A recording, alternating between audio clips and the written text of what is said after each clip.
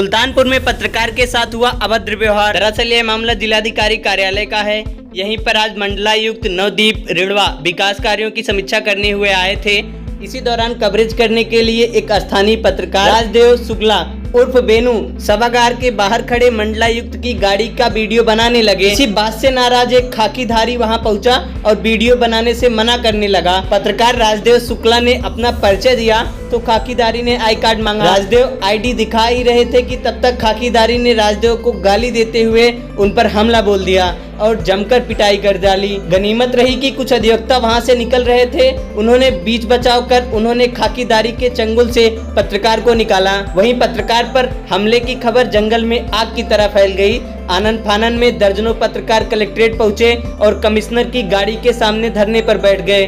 पत्रकारों ने साफ चेतावनी दी है कि जब तक आरोपी खाकीधारी पर एफआईआर लिखकर कार्रवाई नहीं हो जाती तब तक वे सभी धरने पर बैठे रहेंगे। वहीं इस बाबत नगर कोतवाली में मुकदमा दर्ज कर लिया गया है।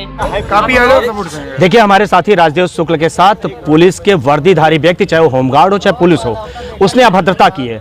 और ये आज की बात नहीं, कल से ये नाटक शुरू है। कल से गेट पे रोका जाना, चाहे कोई हमारा पत्रकार साथी आ रहा है उसके साथ टोका टाकी किया जाना, बैठाया गया। 4 घंटे तक वेट कराने के बाद भी हम लोग सही सुन रहे कि हम लोग कवरेज करने में अपने रहे।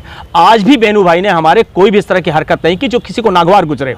फिर उसके बाद राजदेव भाई जब यहाँ पर कवरेज कर रहे थे, उनको जो है मारा जाना, उनके साथ मारपीट किया जाना, इसका बिल्कुल स्पष्ट सा मंतव्य है कि ये लोग मनबड़ हो गए हैं। इनको लगता है कि पत्रकार जब भी मिलेगा उसके साथ चाहे जो करेंगे कोई परिणाम नहीं आने वाला। इसका हमें सभी साथियों में आक्रोश है। जितने भी सुल्तानपुर के संगठन है, जितने पत्रकार साथी, सभी आक्रोशित है। जब तक उसके खिलाफ मुकदमा लिख करके उसको सस्पेंड करने की कार्रवाई नहीं की जाएगी, हम लोग तब तक कमिश्नर को जाने नहीं देंगे। उनकी गाड़ी के आगे बैठे रहेंगे, चाहे 24 घंटे, 36 घंटे, 48 घंटे, उनको नहीं जाने देंगे हम।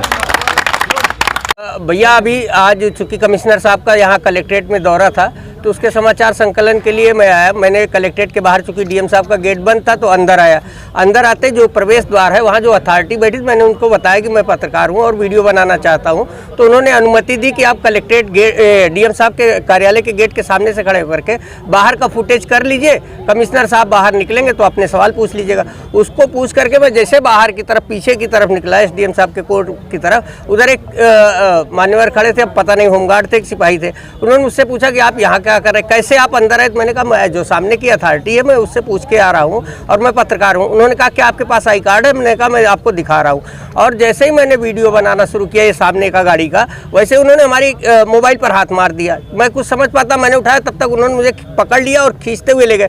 चूँकि उस समय रिकॉर्डिंग मोड पर मोबाइल था तो उनकी सारी हरकतें उसमें कैद होती रही। वो लगातार मुझको गालियाँ देते रहे कि तुम जैसे बहुत देखे हैं, सब लोग जिसको देखो वो चला आता है, इस तरह। मैंने उनको बताया कि ये मेरी अथॉरिटी है और मेरा काम है और मैं कहीं ऐसा तो है नहीं कि आप मेरी तलाशी लीजिए, मेरे पास कोई बम विस्फोटक है या कोई इस तरीके की चीज़ तो है नहीं। लेकिन वो क्या किए कि वो ज़बरदस्त मेरे ऊपर हमलावर थे, बार बार मेरे मोबाइल पर और मेरे ऊपर हमला कर रहे थे और मैं बच रहा था। मैं लगभग 50 मीटर पीछे तक गया। ये तो कहिए कि अगल बगल के अधिवक्ता बंधु सामने आए तब मेरी जान बची। इतनी नाराजगी क्यों हो गई, मतलब कवरेज करना ना हो गया? अब पता नहीं उनको क्या, उनके अधिकारियों ने उनको क्या निर्देश दे रखा था, क्या कर रखा था। यहाँ कौन सी गोपनीय सड़क पर, चूंकि सड़क पर सन्नाटा था, गाड़ियाँ खड़ी थी, गाड़ियों के अंदर क्या मतलब क्या अनैतिक कोई हरकत हो रही थी, क्या हो रहा था। वो होमगार्ड साहब या वो जो सिपाही है वो किस हरकत से क्यों इतना नाराज हूँ मैं समझ ही नहीं पा रहा हूँ। जबकि इसके पहले न मेरी उनकी कभी कोई मुलाकात हुई, न मैं उनको जानता हूँ।